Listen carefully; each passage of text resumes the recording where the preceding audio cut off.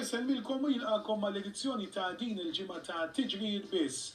Fejn illum se nkomplu naraw l-ewwel avventura li kellhom is-sewwieqa Maltin fil-korsa ta' Vincennes f'Pariġi fi Franza meta ħadu sehem fil-Prix de Malte. Fost oħrajn ikollna wkoll intervisti mal-ogħla uffiċjali kemm tal-Assoċjazzjoni Franċiża u anki tal-Malta Racing Club ta' dak iż-żmien. Ċarli da Giorgio, ftit minuti qabel il-bidu tat-tiġrija l-kummenti tiegħek.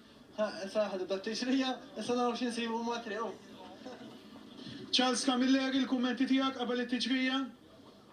Naħnu jiġi kollox biċċel ġid. Il-kesħa Charles. Ħafna. Marco Tanti, wasal il-moment tant mistenni minnkom, il-kummenti tiegħek. Nixtieq li mmur tajjeb u forsi nipplejża u ma werġawx. Noel Baldacchino l-aħħar preparamenti qabel il-bidu tat-tiġrija, l-kummenti. Naraw x'insibu matriq. It-tiġrija Prix de Malte saret fuq distanza ta' 2100 metru. Kella bidu bil-karozza ta' tluq, inġriet fuq forma ta' reklamen u bi premju totali ta' 20,000 euro.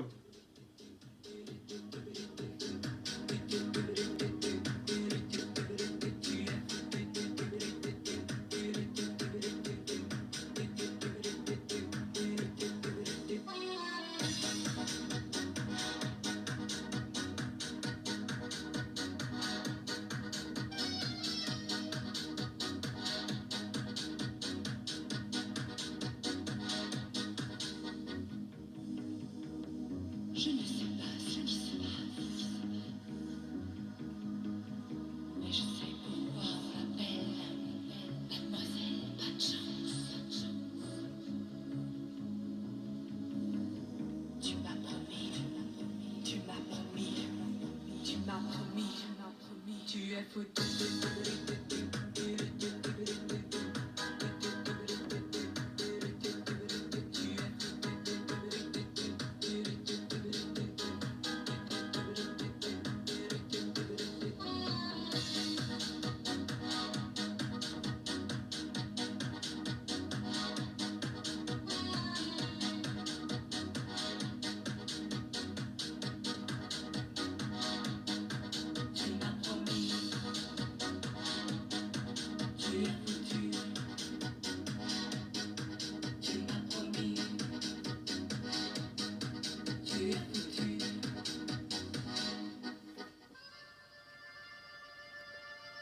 Tu m'as promis.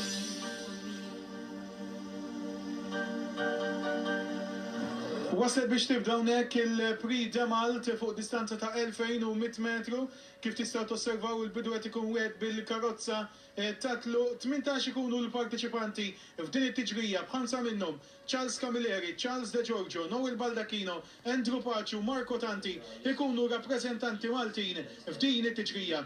Il-karozza ta' tluq tagħlaq il-ġwienaħ tagħha biex propju issa għadu keminata l-bidu uffiċjali tagħha b'numru konsiderevoli wkoll ta' swimel jippruvaw jieħdu pożizzjoni attraenti propju wara il-bidu uffiċjali ta' din it-tiġrija. Fakarkom id-distanza hija dik ta' 2100 metru fejn mal-ewwel qed naraw bidu tajjeb għal żiemel Ideal de Cerisy missju minn Michel Lenoir illi mar jokkupa l-ewwel post segwit minn Heros Duvel u mbagħad fit-tielet pożizzjoni tielet tajjeb ukoll Dominique Cordier permezz ta' Ideal de Flow. Is-swimmer qed jieħdu sehem f'din tiġrija jduru għall-ewwel darba quddiem il-pubbliku preżenti hawnhekk fil-korsa ta' Vincennes fejn fl-ewwel post jibqa' dejjem Ideal de Cerisy. Ikun Ideal de Cerisy minn Ideal de Flow. U mbagħad wara dawn it-tnejn jgħaddi wkoll Heros Duvel fil-waqt li fuq in-naħa ta' barret jibda l-assal tiegħu Helium Leger, missju missewi Yves Permanentier. Dawn ikunu l-aktar veloċi meta swimmer li qed jieħdu sehem jaqbdu wkoll kurva oħra quddiem il-pubbliku preżenti. L-ebda kambjament fl-ewwel pożizzjoni jibqa' dejjem fl-ewwel post. Ideal de Cerisy. Ikun Ideal de Cerisy segwit minn Ideal de Flow u mbagħad fit-tielet post jgħaddi dejjem ukoll Helium Leger. U mbagħad wara Helium Leger jitilgħu il-kumplament tal-parteċipanti bir-rappreżentanti ukoll Maltin jippruvaw issa wkoll jesqu lejn il-grupp kompatt ta' quddiem. Però dejjem fl-ewwel post ikun Ideal de Cerisy. Ideal de Cerisy minn Helium Leger. U mbagħad fit-tielet post Ideal de Flow. Jibqgħu dejjem dawn it-tlieta fl-ewwel tliet pożizzjonijiet meta il-veloċità issa qiegħda tiżdied sostanzjalment u nersqu propju issa lejn l-aħħar battuti ta' din it-tiġrija. Dejjem ikun ideal de Sarrizi attakkat minn Helium Leger. Mbagħad jitilgħu il-kumplament tal-parteċipanti meta jonqos issa li tiġi affrontata dalwat id-dritta finali. It-18 il-parteċipant jippreparaw li jaffrontaw id-dritta finali l-grupp għadu wieħed kompatt ukoll ħafna mill-parteċipanti għadhom biċ-ċans għareb ta' din it-tiġrija. Jabdu issa dritta finali jkun dejjem dan iżim l-ideal di Sarrizi kien l-aktar veloċi wara l-ewwel battuti ta' tiġrija missju minn Michel Lenoir. Jibqa' dejjem ideal di Sarrizi. Ideal di Sarrizi vantaġġ sostanzjali u joħroġ rebbieħ jirbaħ ideal di Sarrizi minn Hello Cookies fit-tielet post jgħaddi Helium Leger u l-ewwel Malti fir-raba post Charles Camilleri permezz ta' Indy Dumoulin.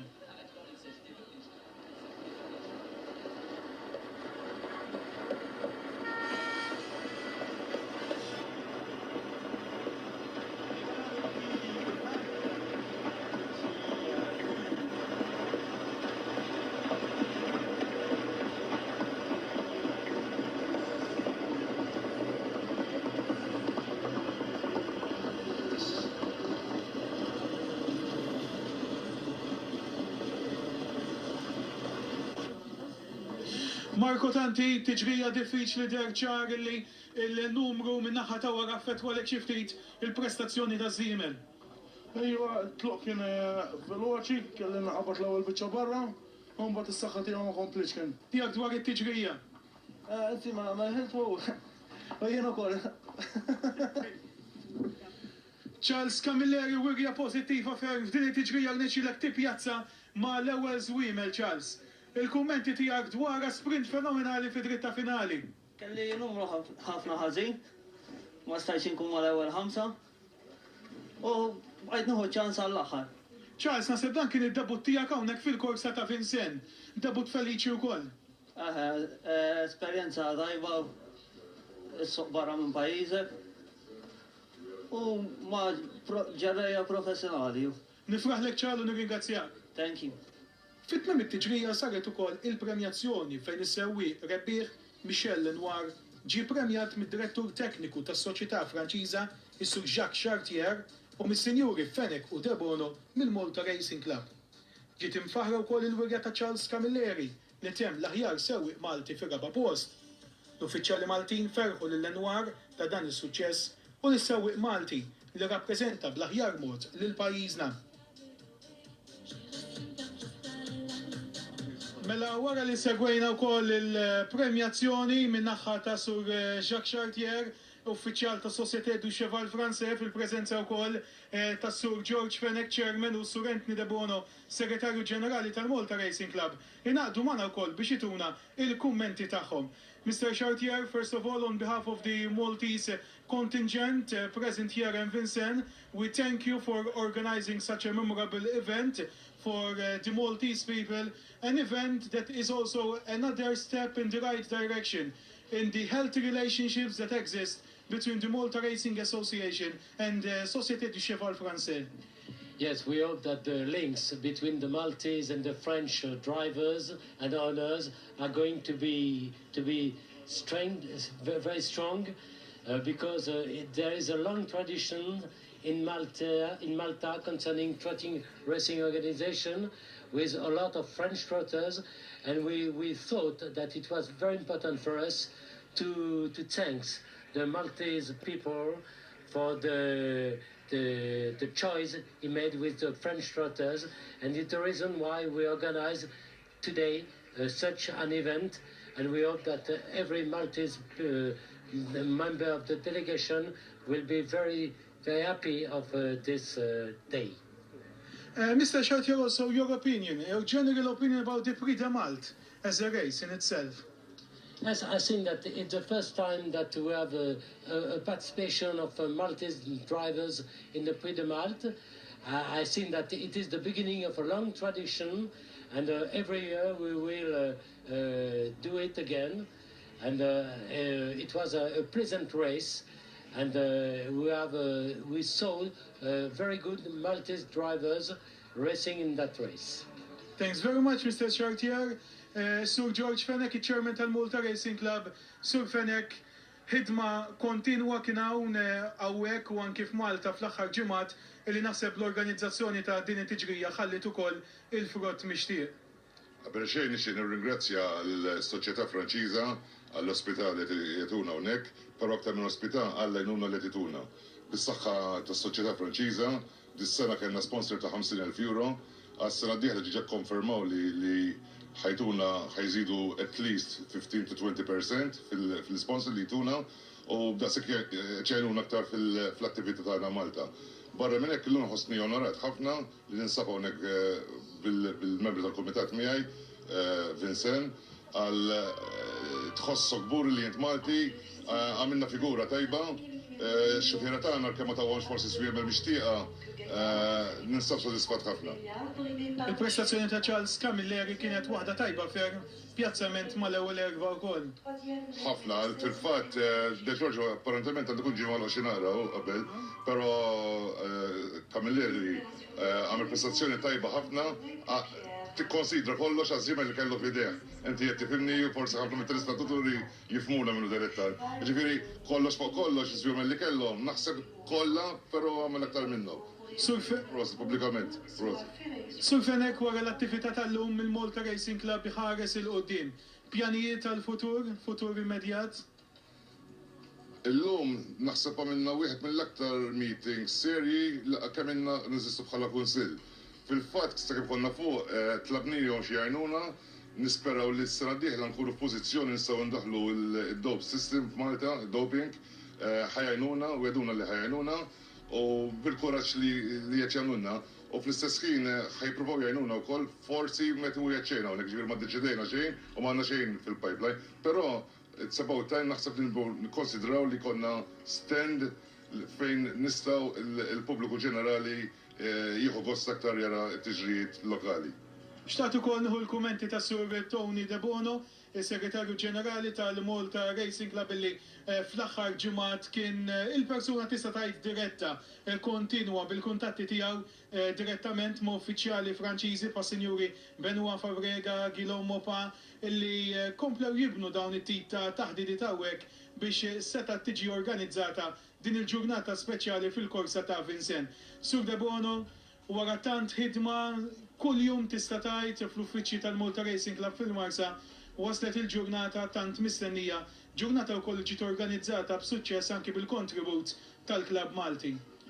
Naħseb l-iktar ħaġa importanti għalija llum hija id-dikjarazzjoni taċ-chairman li huwa sodisfatt għal dak kollu li sar matul dal-aħħar ġranet.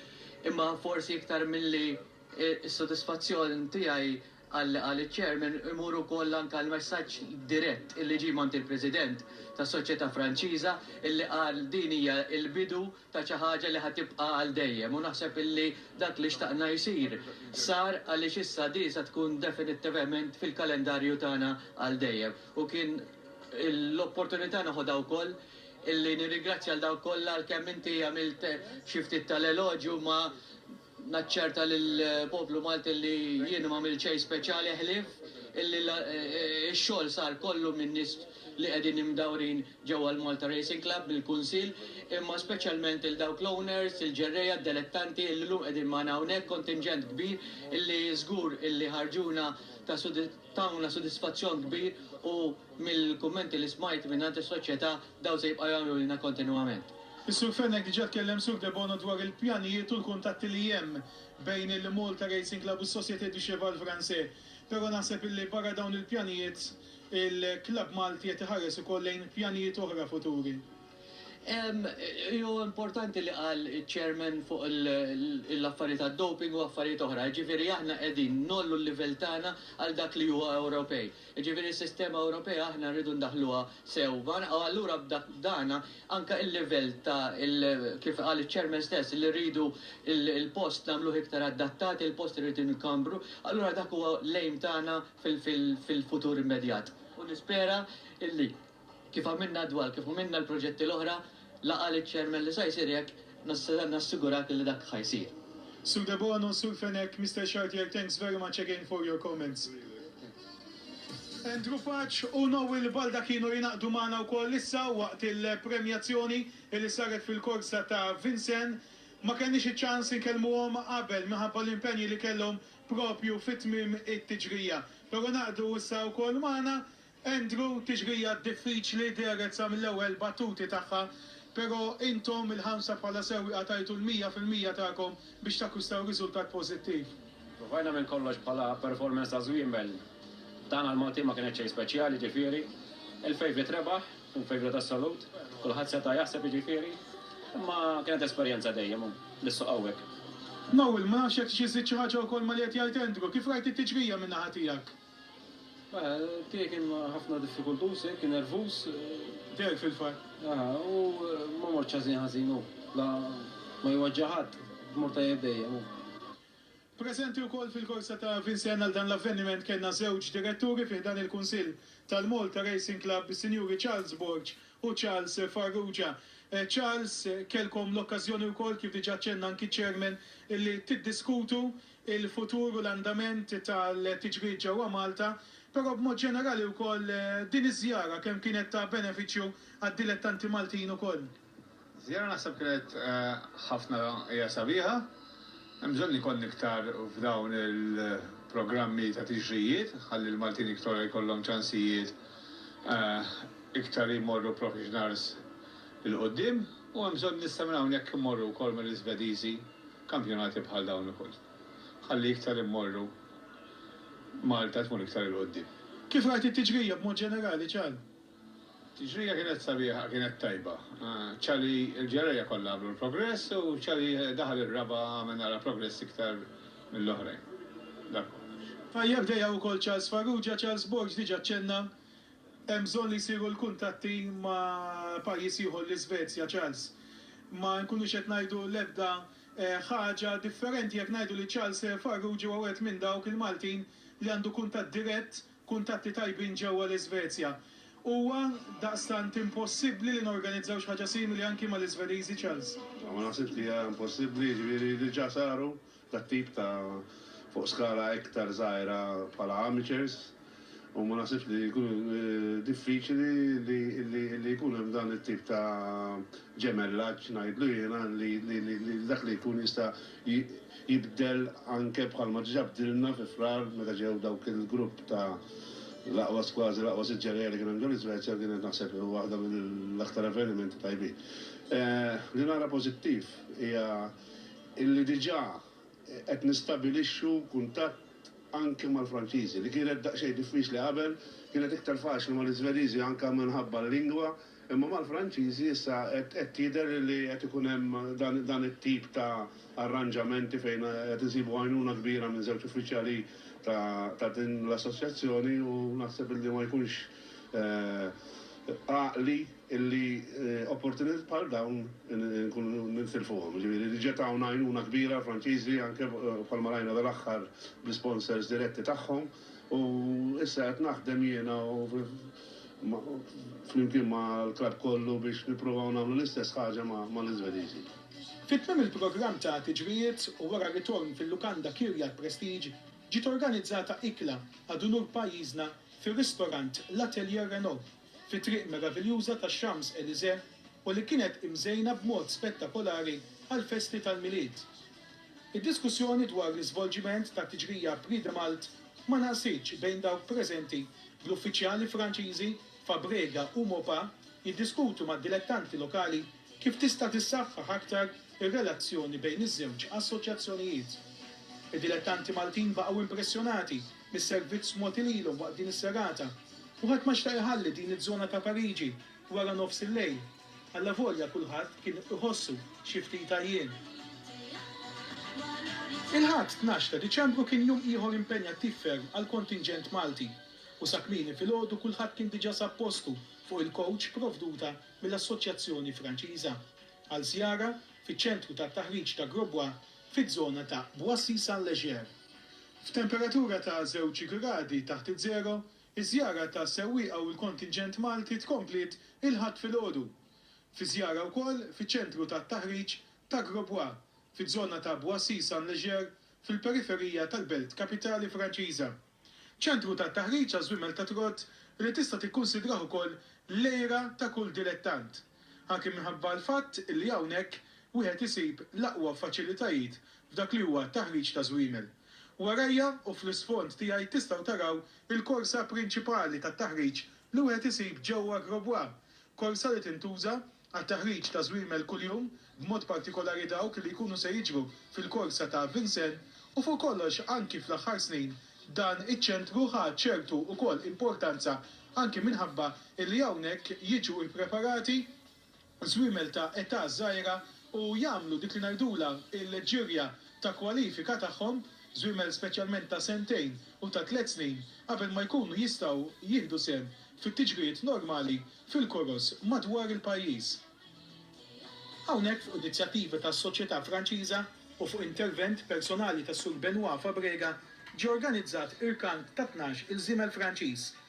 Din kienet ukoll novità s-sidin Maltin fejn sa jiem qabel iż-żjara Maltija f'Pariġi l-uffiċjali Franċiżi bagħtu fl-uffiċċji tal-Malta Racing Club fil-Marsa kull informazzjoni possibbli dwar dawn iż-żwiemel.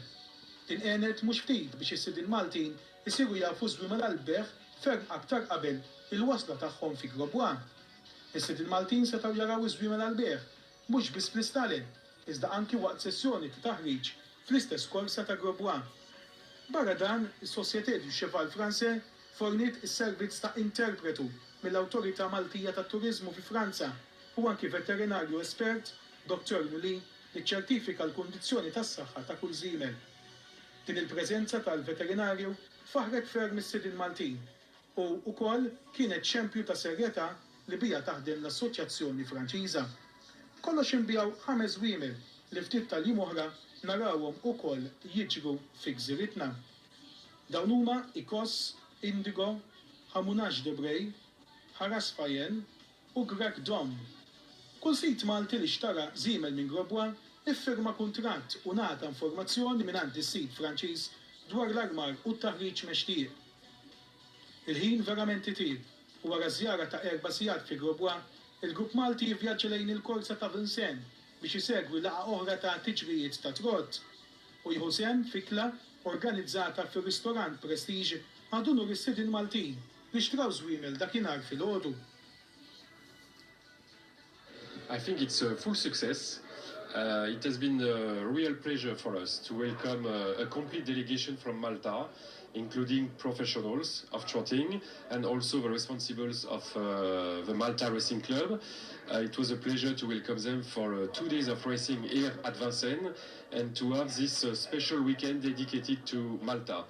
I told you before a lot of times that Malta is one of the main partners of France for the exchange of trotters, and we have seen this weekend with the delegation of Malta that it's really true, and the sales of trotter was very interesting this morning, and the interest of the people for coming here at Vincennes was real, so it's a big success, a very good ambience, atmosphere in the group, and it has been a real pleasure.